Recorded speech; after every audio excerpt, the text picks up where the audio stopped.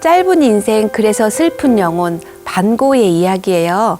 반고는 37살까지 살기 때문에 짧은 인생이다 이렇게 이야기를 하고 100년을 앞서간 정신적인 열정이 우리가 그때 당시 아무도 알아채지 못했기 때문에 슬픈 영혼일 것이다 라고 이야기를 하고 있어요.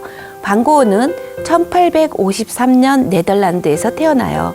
아버지는 고지식한 목사님이셨고요. 엄마를 기억하면 언제나 울고 있는 엄마였다라고 기억을 해요.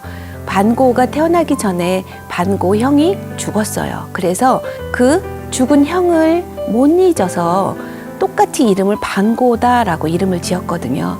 그래서 반고는 어린 시절부터 우울한 엄마, 고지식한 엄마 밑에서 생활을 했다라고 알려져 있어요.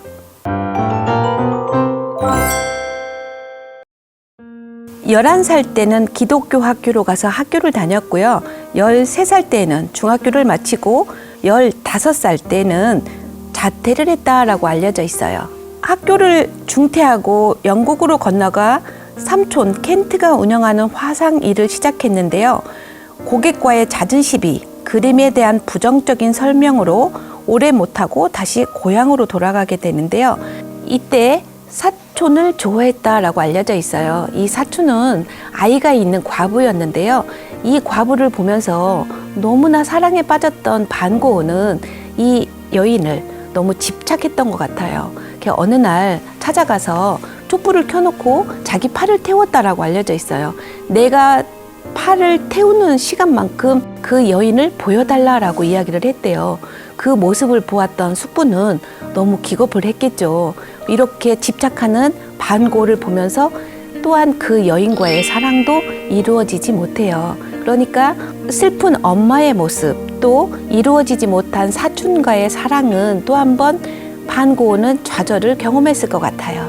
그 후 신학대학에 들어가서 전도사가 되기를 희망했으나 사람들의 지나친 간섭과 집착으로 결국 그곳에서 적응하지 못하고 동생 테오가 있는 파리로 떠나게 됩니다.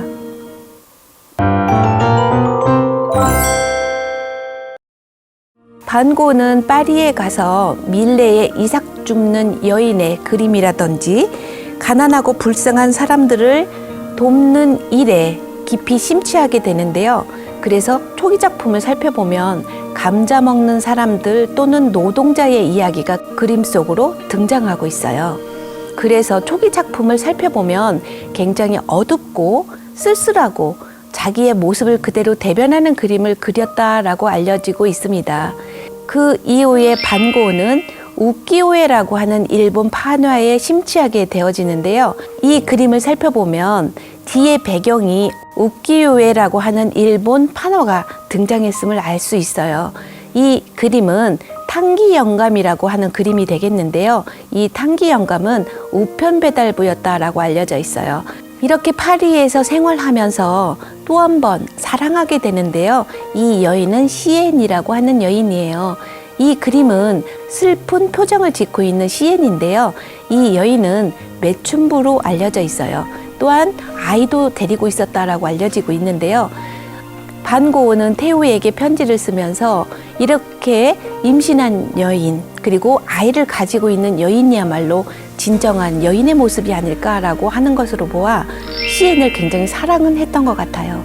그런데 이 시엔은 매춘부 생활을 접고 반고와 생활을 하는데 테오가 보내주는 돈으로 생활을 하기에는 생활이 좀 어려웠던 것 같아요. 그래서 시엔도 결국 사랑을 이루지 못하고 1년 후에 떠나는 여인이 되겠습니다.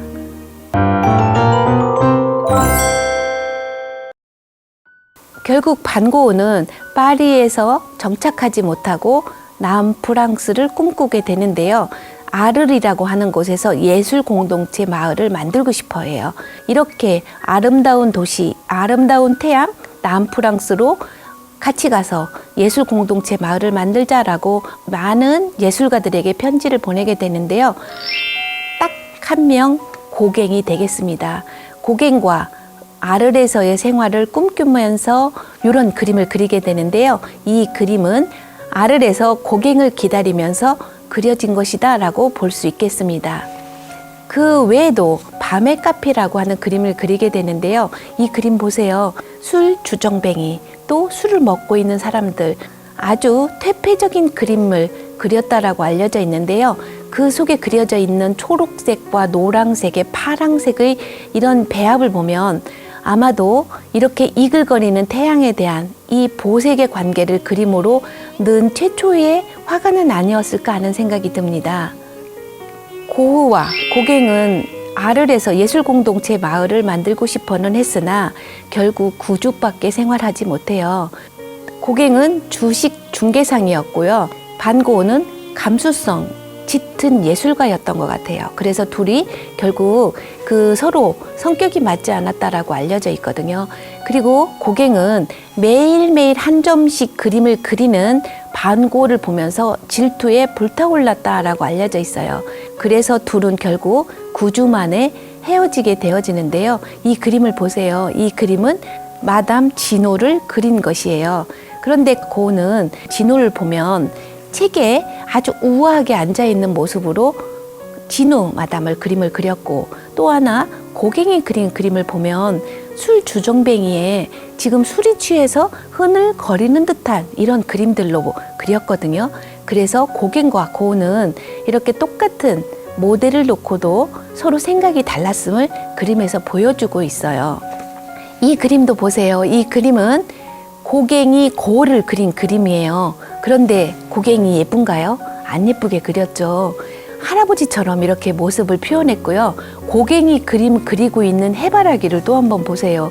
이렇게 일그러진 그림으로 그린 것으로 보아 고갱과 고흐는 굉장히 서로 질투에 불타오르고 또 예술 공동체 마을에서의 생활이 결국은 파산으로 가고 있음을 그림에서 보여주는 것이다 라고 할 수 있겠습니다. 그래서 결국 고갱이 떠나게 되는데요. 이 자화상을 보면 붕대 감은 자화상이죠.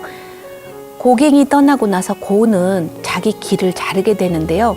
그 고갱이 떠나고 난 후에 상실감이었을 것이다 라고 알려져 있어요. 그래서 이렇게 붕대 감은 모습 자화상을 그리게 되는데, 반 고흐는 생활도 좀 어려웠었고 모델을 세우기가 어려워서인지 자기 자화상을 37점이나 그렸다라고 알려져 있어요. 이 그림을 또 한번 보세요. 이 그림은 반 고흐 의자, 고갱의 의자가 되겠는데요. 누가 보더라도 하나는 초라하고 하나는 좀 더 럭셔리하게 그렸어요.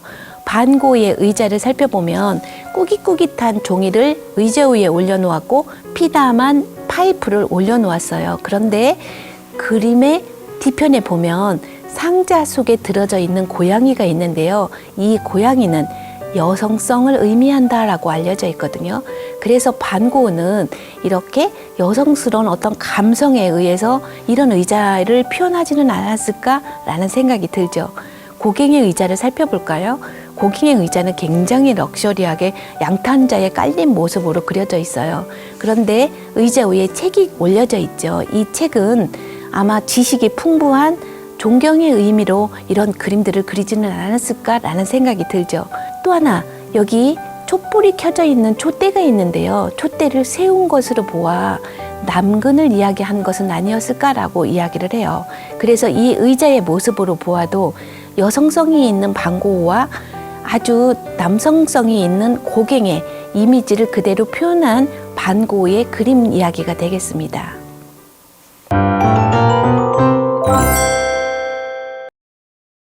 이렇게 아르에서의 생활을 끝내게 되어지죠. 그런데 우리에게 잘 알려져 있는 그림 아르에서의 별이 빛나는 밤의 이야기가 되겠습니다. 남색과 노랑을 배경으로 해서 그림을 그렸죠. 북두칠성의 이미지, 남프랑스의 이미지를 그대로 옮겨 놓았고, 하늘에서 떠 있는 이 별이 론강에 그대로 비춰져 있는 모습을 그림으로 그린 것인데요. 상승하고자 하는 열망을 담은 이 그림은 아르에서의 별이 빛나는 밤이 이야기가 되겠습니다. 반 고흐는 또 한 번에 걸쳐서 생내미에서 그린 별이 빛나는 이야기는 2부를 통해서 알려드리도록 하겠습니다. Baby, keep the light on for me, I'm coming home. Know I got you forever wherever I go.